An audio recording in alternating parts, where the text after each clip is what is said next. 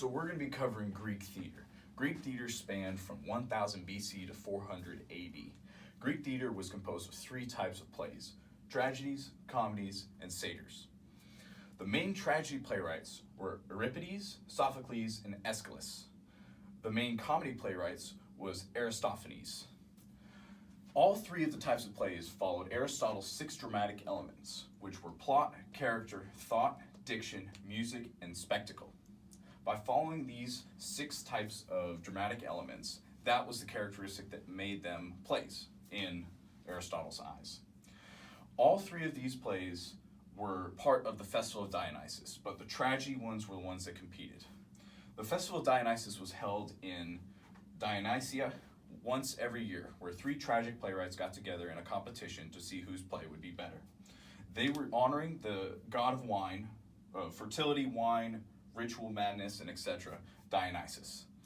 This is what made Greek theater unique from other types of theater. Each of the plays that were big in Greek theater had distinct traits that made them what they were. So tragedy, for example, were always beautiful upper-class people dealing with serious issues like life and death. These plays always had an inevitable ending that made that no matter what the main characters did, it was going to happen that way and nothing would change it. Some famous examples are Oedipus and Antigone, which are both by Sophocles. Comedies, however, were more lighthearted. They were ugly, lower-class people just poking fun, and there was often like a class war between the lower class and the upper class. Usually these characters had a sudden twist of fate at the end where you thought something was inevitable and it was going to happen, but then all of a sudden it was great again. And an example of this is Lysistrata, which was by Aristophanes.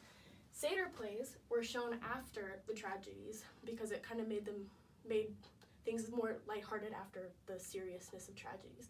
They were crude and vulgar, and they poked fun at society and politics, which was kind of a good way to combat the seriousness of tragedies.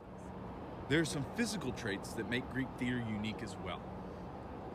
The chorus performed in between scenes as sort of a comic relief or a fun time while the actors got ready for the next scene. Thespis was the first actor to step out of the chorus and become a solo actor. The whole choruses and the actors in this time wore masks, making multiple actors play multiple characters. The culture had all the actors be men. Women were not allowed to be actors during this time. Not only the plays, playwrights, or styles are unique, but the theater as well. The theaters were built on hills with step seating so all viewers can see the stage.